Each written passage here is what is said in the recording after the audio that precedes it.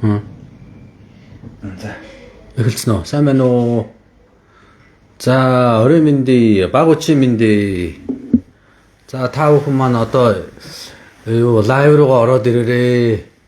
Орж ирэхээр зэрэг бусдаа түгээгээ шеэрлэтгэхээр өнөөдөр бид бүхэн бас энэ нэг сүүлийн үед их түгээмэл хэрэглээд байгаа омега 3 гэдэг энэ бэлдэмлийн талаар жоохон ярилцъя гэж бодоод ороод ирэл одоо шинэ мэдээллийг солилцъя гэж бодоод та бүхнийг урьж байна. Тэгээд орж ирээд сайхан бусдаа сайхан түгээгээд өгөөрэй. Өнөөдөр зүрхний эрүүл мэндийн талаар ярьж байгаа шүү. Зүрхний эрүүл мэндийн талаар ярьж байгаа. За, сайн байцгаана уу? Ороод ир. Орж ирээд бусдаа түгээгээд байж байгаарэ. Тэр юу хамаатан садангийнхаа групп руу ч юм уу эсвэл ах トゥ нутаг усныхаа групп руу ч юм уу сайхан шеэрлээд бусдаа түгээгээд өгөөрэй гэж хүсмээр байна. Тэгээд одоо удахгүй эхэлье. Нэг минут юм уу 2 минут хүлээж агаад эхэлчихье гэж бодож байна. За, ороод ирээрээ. Өнөөдөр омега 3-ын тухай ярина. Омега 3 хэрэглэдэг хүмүүс байна уу та нарын дунд? Омега 3 хэрэглэдэг хүн байна уу? Ямархуу шинж тэмдэг мэдрэгдэж байна. Омега 3 уусны дараа ямар шинж тэмдэг өөрчлөн мэдрэгдэж байна. Эрүүл хүмүүс ууж гин үү, уухгүй байна уу? Эрүүл хүмүүс уух ёстой юу, ёсгүй юу? Тийм ээ, өвчтөе хүн уувал одоо ямар ач холбогдолтой байдаг вэ гэдэг талаар л өнөөдөр ярилцах гад байна. Тэгээд ороод ирээрээ та бүхэн. За, орж ирээд сайхан шеэрлээд байж байгаарай. Яг сайн байцгаана уу? За, энэ дуу мөн хэрэг байгаа юм байна. Дуу сонсогдож байна уу? Та бүхэнд миний яриа сонсогдож байна уу? Уг нь өнөөдөр нэг шинэ микрофон авсан юм аа. Анх удаа л туршиж үзэж байна. Ийм сүрхий микрофон авсан байгаа. Арай л илүү сайн сонсогдох ёстой. Өмнө нь бол жоохон бүдэг муу сонсогдоод байдаг байсан бол одоо бол их сайн сонсогдож байгаа байх гэж найдаж байна. За, амар сэсээ ийм сүрхий юмтай болсон шүү гэж хэлье. За, одоо хэдүүгээр орж ирж байгаа юм бол мэддэхгүй байна те. Сүүлийн үеийн лайвууд нөгөө нэг хідэн хүн орж ирж байгаа нь харагдахгүй байгаа учраас шууд эхэлчихье гэж бодож байна. За, ер нь бол энэ зүрх судасны өвчтөе хүмүүсүүдэд энэ омега 3 гэдэг бүтээгдэхүүнийг маш их хэрэгэлдэг. Гэтэл сүүлийн үед бол энэ омега 3 гэдэг юмыг эрүүл хүмүүс хүртэл маш их уудаг болцсон юм байна лээ. Яг нь Монгол улсын хувьд бол нэлээд сүүлийн үед энэ эрүүл улсууд их уудаг болцсон юм байна. За, тэгээ энэ дээр бол одоо Английн, Америкийн, Хятадын эрдэмтэд ингээд баг болоод тэгээд ийм судалгаа хийж үзсэн байна. За, энэ судалгааны давуу тал нь юу юм бэ гэхээр зэрэг маш олон хүн дээр хийсэн судалгаа юм байна. Тэгээ энэ нийтдээ бол 500 гаруй мянган хүн дээр одоо судалгаа хийгээд за, судалгааныхаа явцад бол зарим одоо суур одоо зүрхний өвчтөе улсуудыг бол хассан юм байна. За, тэгээ энэ судалгаагаар болохоор судалгаа хэзээс эхэлсэн судалгаа юм бэ гэхээр зэрэг 2006 оноос хийж эхэлсэн судалгаа. Тэгээ саяхан бол хэвлэгдсэн. Саяхан баг ганц 2 сарын өмнө шахуу хэвлэгдсэн юм байна. За, хэвлэгдэхдээ бол яг нь British Journal of Medicine гэдэг ийм бас сайхан нэр хүндтэй ийм одоо сэтгүүлд Английн сэтгүүлд бол хэвлэгдсэн байна. За, яг энэ сэтгүүлд хэвлэгдсэн одоо гол юм нь бол юу вэ гэхээр зэрэг энэ эмч нарын дунд бас ард түмний дунд ийм их эргэлзээтэй байдаг зүйлийг тодорхой болгох зорилгоор нэлээд цаг хугацаа зарцуулж, хөрөнгө мөнгө зарцуулж, маш их хөдөлмөр зарцуулж ингэж хийсэн ийм судалгаа учраас би бас онцолж ярих гэж бодож байгаа юм а. Яг тэгвэл 500 мянган хүнэн дээр судалгаа хийнэ гэдэг бол амар зүйл биш. За, тэгээ 500 мянган хүмүүсээсээ болохоор зэрэг анханасаа өвчтөе байсан улсуудын салгаад за, эрүүл шахуу байсан 40-оос одоо 69 насны хүмүүсүүдийг авч үлдээд 40-оос 69 насны хүмүүсүүдийг авч үлдээ. Тэн дээрээ ингээд судалгаа хийгээд олон жилийн турш ингээд араас нь хянаад бүтэн 10 хэдэн жил бол ингээ хянаа явсан байна л да. Тэгэхээр 10 хэдэн жил одоо ингээд хянж явна гэдэг бол амар ажил биш ээ. Амар ажил биш. Тэгэхээр зэрэг энэ судалгаанд бол бас нэлээд одоо итгэж болох үс судалгаа байна гэж харж байгаа. За энэ судалгааны одоо гол дүгнэлт одоо юу гэж гараад байгаа юм бэ гэхэлэр зэрэг эрүүл хүмүүс ямар нэгэн байдлаар омега 3 юм уу одоо загсны тосны янз бүрийн бэлтгэлийг өдөр болгон тогтмол хэрэглээд байх нь бол эрүүл мэндэд сайн уу муу юу гэдгийг жоохон ялгаж өгсөн байна. За энэ дээрээс гарсан дүгнэлт нь юу гэж гарсан бэ гэхээр зэрэг эрүүл хүний хувьд бол хэрв өдөр болгон энэ омега 3 ч гэдэг юм уу эсвэл бол тосоор загсны тосоор хийсэн юм бэлтгэлүүдийг ингээд хэрэглээд байх юм бол нэгдүгээр зүрх судасны өвчний эрсдэл нэмэгдэж байна. Хоёрдугаарт одоо харвалттай холбоотой одоо эрсдэл бол улам нэмэгдээд байна. Огт уухгүй байгаа эрүүл хүмүүсүүдтэй харьцуулахад эрсдэл нь улам өндөр байна. Өөрөөр хэлбэл хүсэж байгаа үр дүн гарахгүй байх шүү гэдэг юмыг л харуулж байгаа ийм судалгаа гарсан байна. Гэхдээ энэ судалгааны бас нэг онцлог нь юу юм бэ гэхээр зэрэг өвчтэй хүн, зүрх судасны өвчтэй хүн ялангуяа одоо тос хуурын жирвгнээч гэдэг юм уу иймэрхүү өвчтэй хүмүүсүүд энэ бэлтгэлийг уух юм бол одоо амь насанд нь илүү эерэг үр дүн авчирна. Түүнээс биш эрүүл хүн бол энийг уулаа гэдээ одоо илүү одоо эерэг үр дүн бол авчрахгүй юмаа гэдгийг бол нэлээд тодорхой болгож ингэж гаргаж өгсөн байгаа. За тэгээд энэ судалгаа хийж явах явцад бол одоо зарим улсууд бол мэдээж зэрэг нас барсан байгаа. За энэ судалгааны 10 жил ингээ хянаж явцад бол 22 хүн бол нас барсан байна. 22 мянган хүн. 22,140 хүн нас барсан байна. Тэгэхээр энэ нас барсан улсууд ямар бэлтгэлийг хэрэгжилж исэн улсууд илүү их нас бараад байна. Огт одоо энэ омега энтер уухгүй байгаа улсууд, ууж байгаа улсуудын хооронд нас баралтын ялгаа байна уу гэд үзэхээр зэрэг ялгаатай гарч ирээд байгаа. Тэгээд тэр ялгаа нь юу юм бэ гэхээр зэрэг зүрх судасны өвчин цус харвах өвчнөр бол загсны тос болон омега 3 ууж байгаа улсууд илүү их нас барсан байна гэдгийг гаргаж ирсэн ийм одоо чухал судалгаа байна.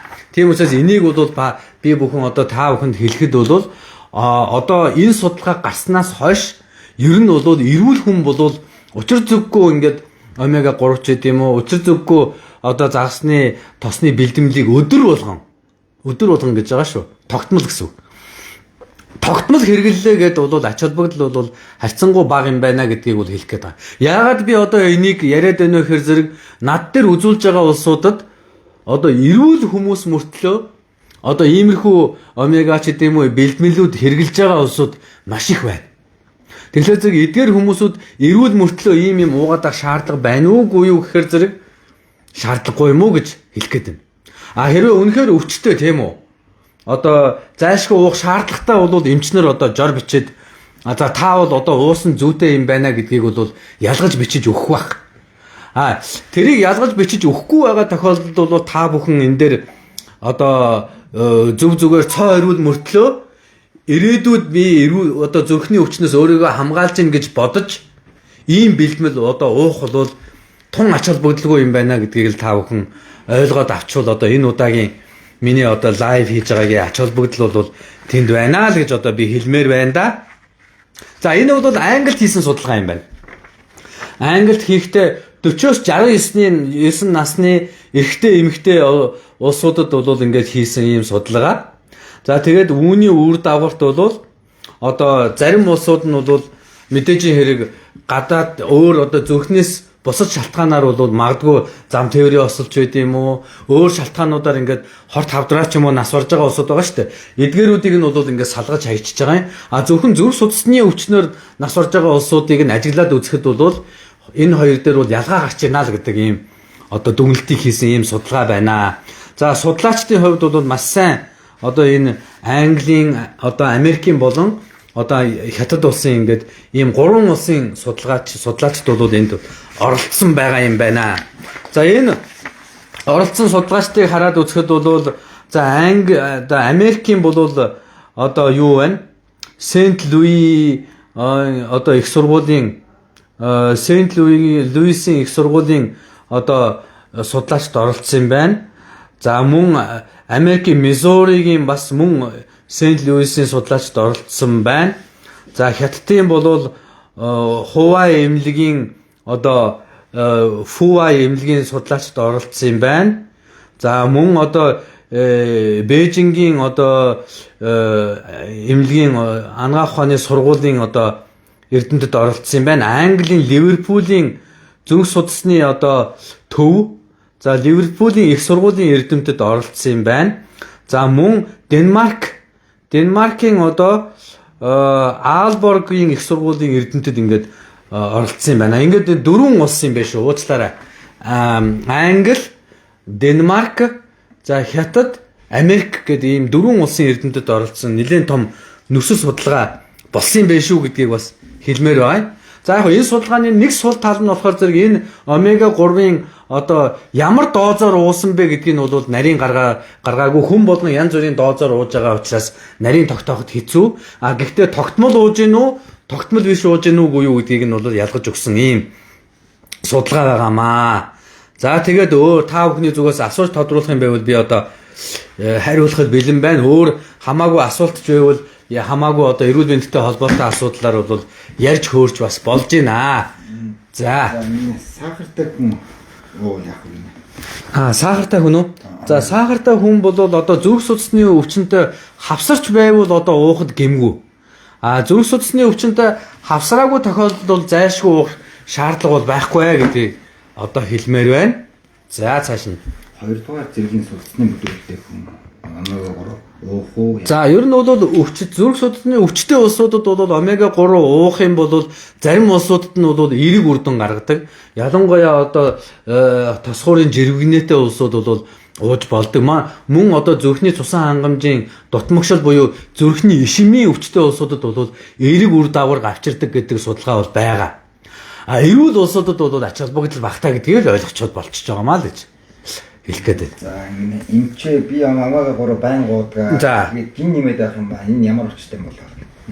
За яг хөө таны бас ганцхан энэ омега 3-аас болоод жин нэмээд байна уу? Эсвэл бол таны хөдөлгөөний дутагдaltaч гэдэг юм уу? Бусад хоол хүнсний чинь бүтэц их муу байна уу гэдгийг ялах хэрэгтэй л доо. Тэгээ таны идж байгаа хоол хүнсэн дотор гурил, будаа, төмөс, чихэр энэ дөрвөн зүйл чихэрлэг ундаа ч гэдэг юм уу. Энэ дөрвөн зүйл их байх юм бол та их таргалдсан шүү. Гэтэл энэ гурил, будаа, төмөс, чихрийн хэрэглээ харьцангуй бага байвал хүн таргалах нь харьцангуй бага байдаг. Учир зүггүй одоо омега 3 ууснаас болоод таргалж гэнэ үгүй юу гэдгийг ялахад жоохон хэцүү. Гэхдээ ер нь эрүүл юм бол та заавал уух гэх хэрэггүй л гэсэн ийм утгыг л ойлгочиход болж байгаа. За энэ судалгаа бол 40-с 69-ны насны бүх хүмүүсүүдийг хамруулсан байна.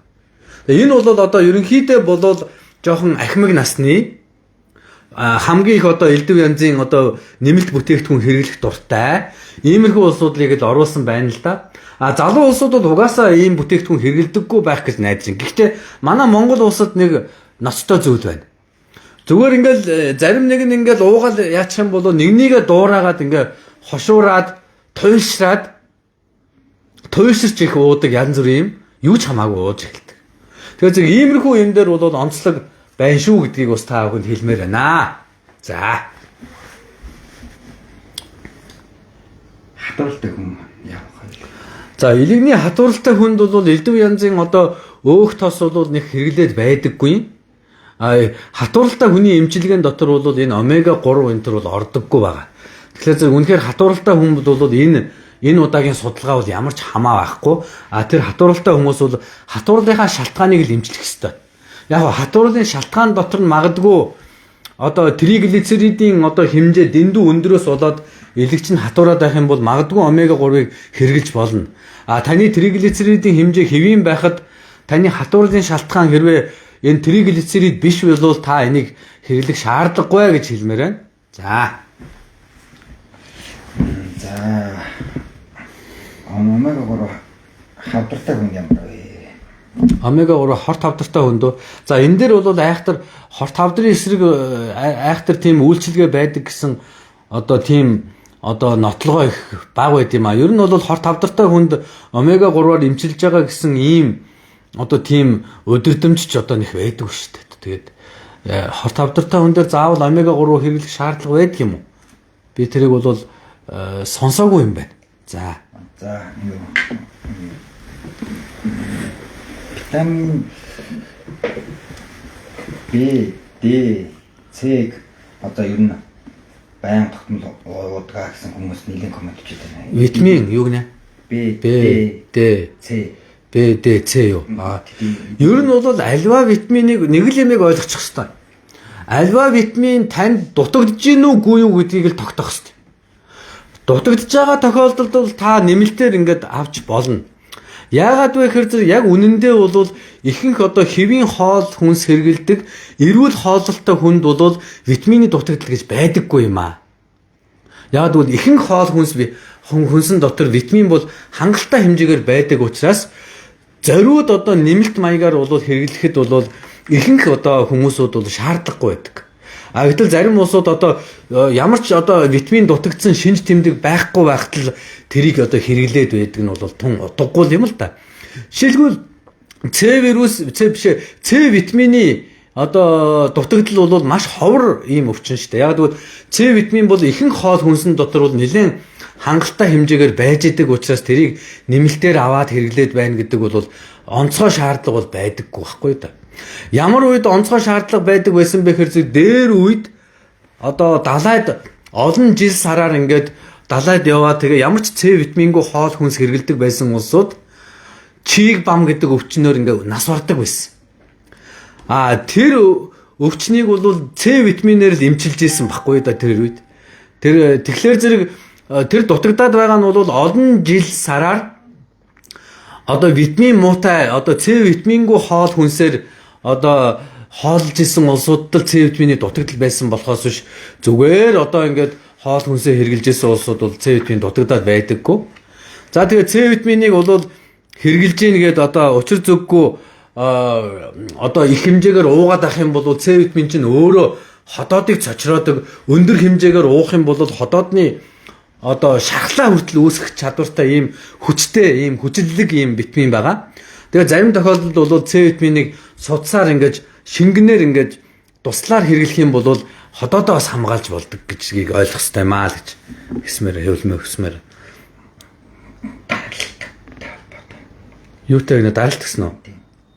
За даралт ихтэй хүний хувьд бол магадгүй омега 3-ыг зарим тохиолдолд бас хэрглэж бол бас болох байх. А гэхдээ таны даралтны шалтгаан хэрвээ триглицерид гэдэг одоо юунаас өөх тосноос шалтгаалж явах юм бол омега 3 тодорхой хэмжээний ач холбогдолтой байх. Хэтэрхий хэрэглэхээр зэрэг одоо ямар үр дүн гарах нь гэдгийг бас өөрөө ингээд хэмжиж үзэж болно. Тэгээ хэмжиж үзээд ингээд таны даралтыг үнэхээр одоо ер нь бол даралтанд бол омега 3 хэрэглээд айхтар одоо даралтны эмнээс илүү үр дүнтэй гэдэг ийм бол мэдэгддэг юм шүү дээ. Яг бол даралтны эмчилгээнүүд бол дэлхийд даяараа их тогтворччихсан, бүр стандарт болчихсон үр дүнтэй эмнүүд нь маш их байдаг.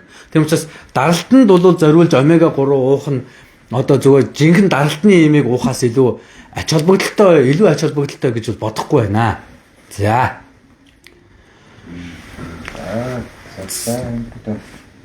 Коммент жоохон давхардаал. За тэгээд одоо нөгөө нэг сонирхолтой юм яриач та. Ямар сонирхолтой юм ярих юм бол энэ ч одоо. Ямар ч юм.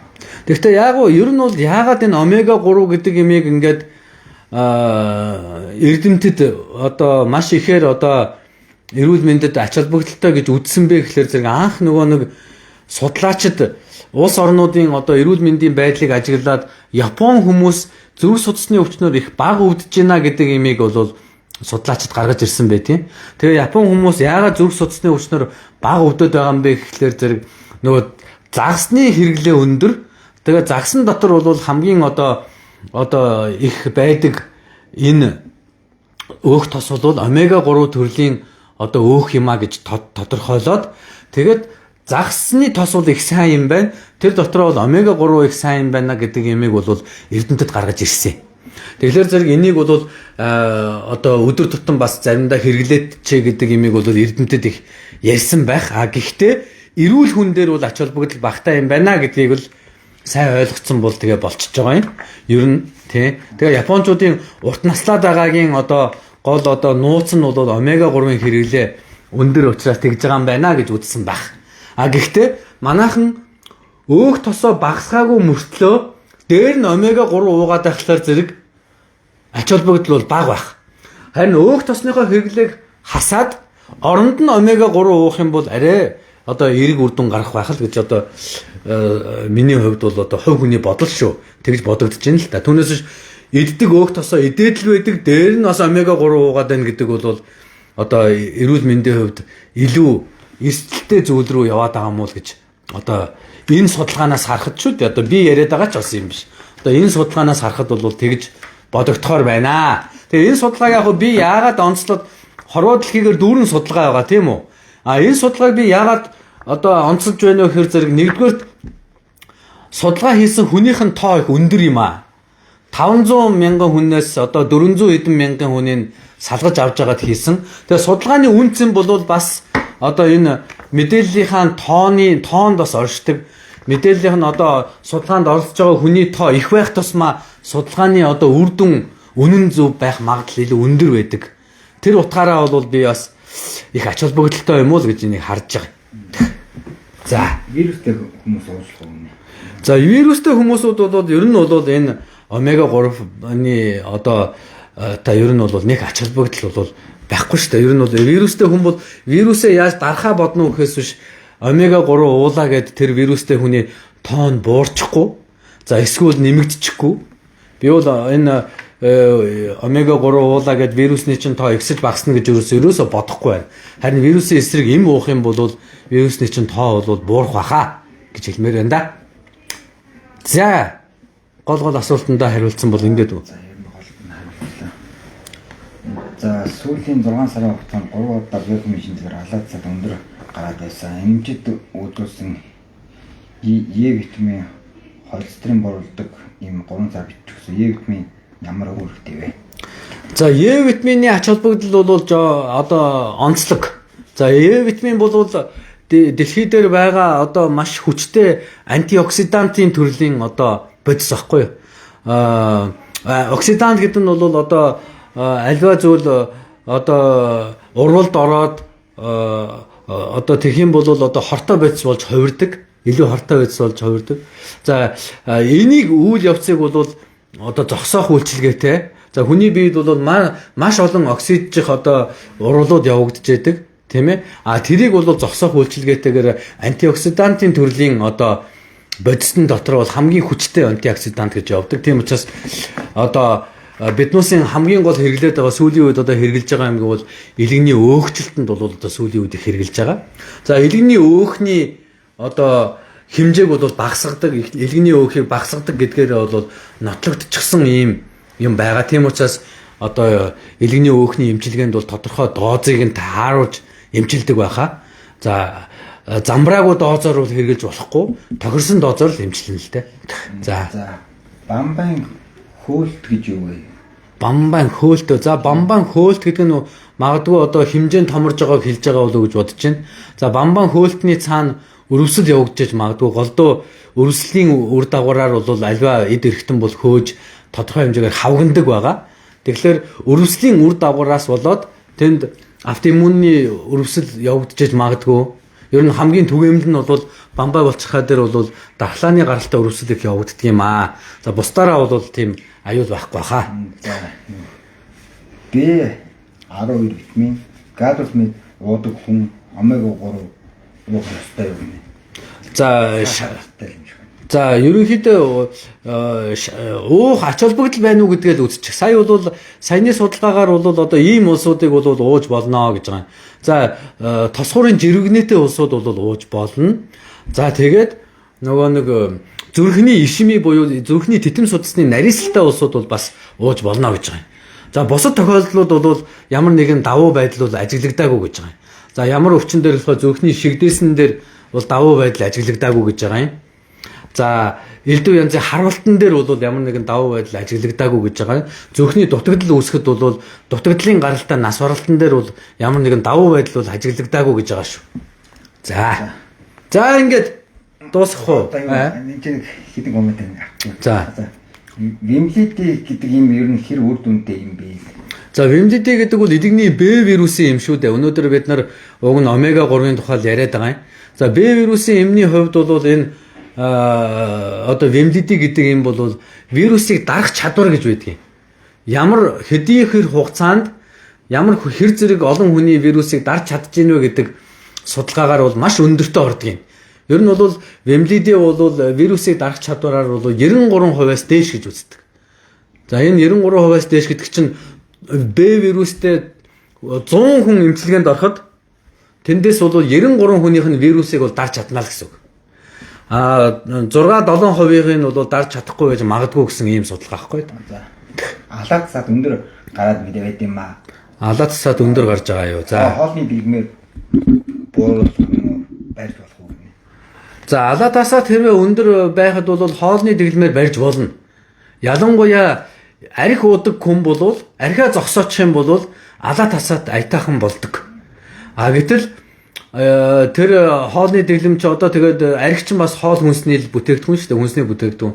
Арх, пяв, одоо айраг энтрийг зогсоохгүй байх юм бол тэр хүнд бол алаасаад бол буурахгүй байх л та. За хаана очиж үзүүлэх вэ? За би чинь бол нөгөө нэг энэ Happy Heritage эмнэлэг дээр л байж байгаа шүү дээ. 3 дугаар эмнэлгийн үүдэн шахуу байж байгаа. Тэгээ өдөр болгон шахуу. Бүтэн сайнаас бусад барыг бүх өдөр үзлэг хийж байгаа ийм хүн байна. За тэгээд анхаарал хандуулсан. Юу гэдэг энэ нэг сурдаг хүүхэд юм шиг байна. За. Имчээд таны хийж байгаа судалгаануудад оролцож болох уу? Болно. Би одоо маш янз бүрийн судалгаанууд хийж байгаа. Тэр болгонд бол оюутан, магистр, докторантууд оролцоод явж байгаа. Чөлөөтэй оролцож болно. Оролцоод тэгээд хамгийн гол нь одоо дундаас нь хайж болохгүй. Судалгааг бол нэг ихлүүлэх юм бол одоо нөгөө нойтон бургас шиг л одоо ингээл чирэгдэж явж байгаа л эцсийн нүцэхгүй бол их онцгүй байдгийг. Тийм. За та бүхэнд анхаарал хандуулсанд баярлалаа. Баяртай. Түр баяртай.